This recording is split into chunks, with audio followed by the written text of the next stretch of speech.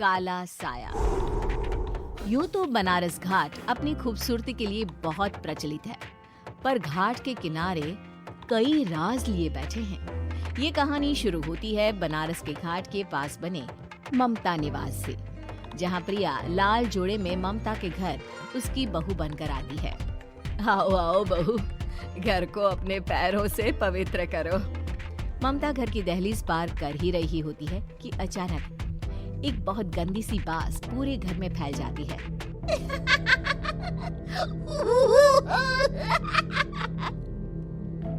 ये बदबू और ये आवाजें, ये कौन हंस रहा है माँ? अब ये पड़ोसी ना हमारे थोड़े अलग से है।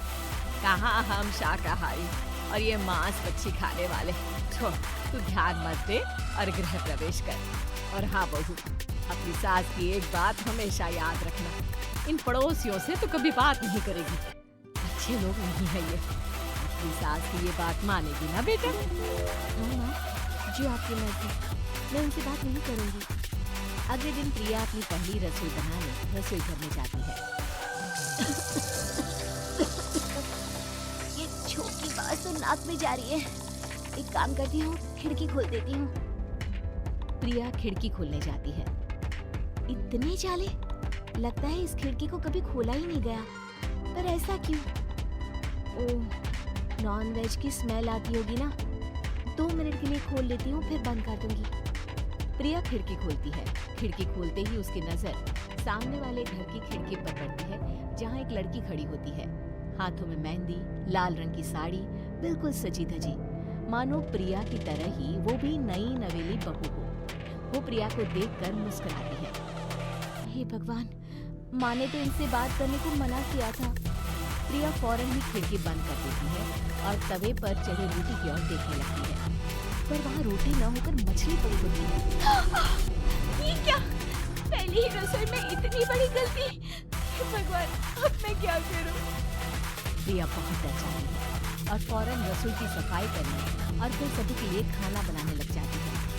जब वो सबको खाना परोसती है, सब तो ठीक है, मैं बेकार में चिंता कर रही थी। हे भगवान, ऐसे ही बस अपनी कृपा बनाए रखना। रात के वक्त जब सब सो रहे होते हैं, तब प्रिया को पायल की आवाज सुनाई देती है, जिससे उसकी आंख खुल जाती है। ये पायल की आवाज कहाँ से आ रही है? प्रिया उठकर उस आवाज के पीछे छत की सीढ़ी तक जाती है। तभी उसे बच्चे के रोने की आवाज आती है। प्रिया छत पर जाती है तो क्या देखती है? वही लाल साड़ी वाली लड़की अपनी गोद में एक नवजात बच्चे को घुमा घुमा कर सुला रही है। तभी प्रिया की नजर उसके पेट पर पड़ती है। ओह गॉड, ये तो प्रेग्नेंट भी है। सुनिए, बच्चा सो नहीं रहा है क्या? मैं कुछ मदद करूं? नहीं नहीं, आपके घर वालों को अच्छा नहीं लगेगा, मैं संभाल लूंगी। स्नेहा की गोद से बच्चा हाथ मारकर प्रिया की गोद में आने को छटपटाने लगता है। दोनों घर अगल बगल में बने होने के कारण प्रिया उस बच्चे को गोद में ले लेती है। प्रिया के पास आते ही वो सो जाता है।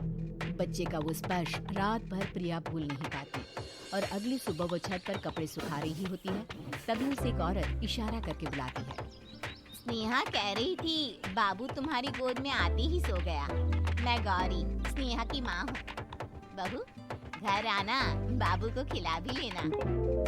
शाम को जब घर पर कोई नहीं रहता, बच्चे से मिलने के लिए प्रिया छिपकर अपनी पड़ोसन के घर चली जाती है और कुछ देर बच्चे को खिलाकर वापस लौट आती है। इसके कुछ दिन बाद ही प्रिया को पता चलता है कि वो माँ बनने वाली है। ममता की खुशी का ठिकाना नहीं रहता।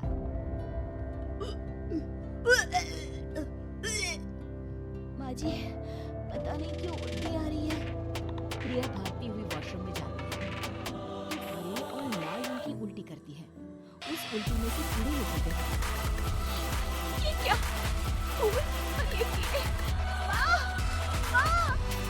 प्रिया की आवाज सुनकर ममता डॉक्टर आती है, पर बेटी में कुछ नहीं होता।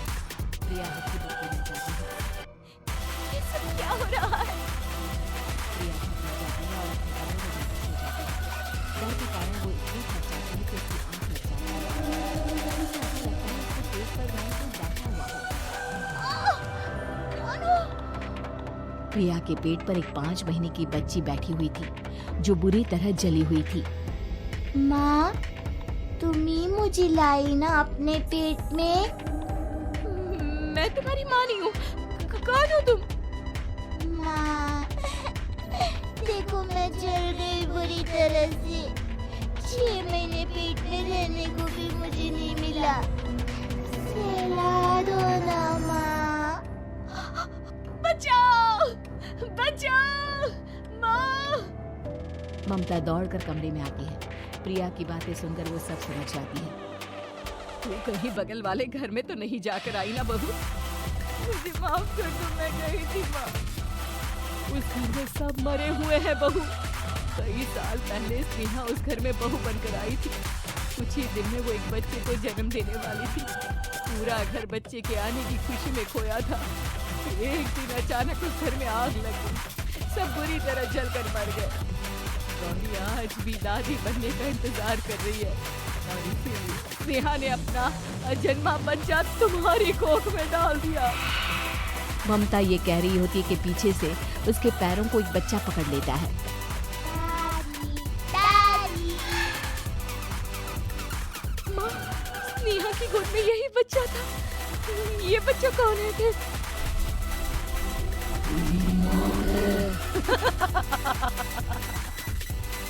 तेरी भी दादी। जिस चीज का ममता को डर था वही हो गया। ममता निवास के ऊपर मौत ने चादर बिछा दी थी। प्रिया का पेट ऐसे बढ़ जाता है मानो 9 महीने का हो। 2 हाथ उसके पेट से बाहर निकलते हैं। बहू, संतोष को फोन कर, किसी पंडित जी को बुला बहू। प्रिया का पति भागता हुआ घर आता है। ये तो होना ही था माँ।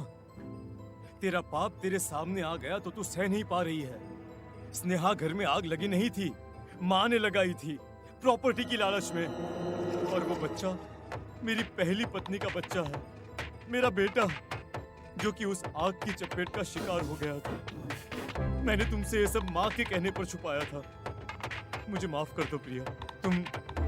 तुम अगर चाहो तो यहाँ से जा सकती हो। मैं तुम्हें किसी भी बंधन में रखना नहीं चाहता।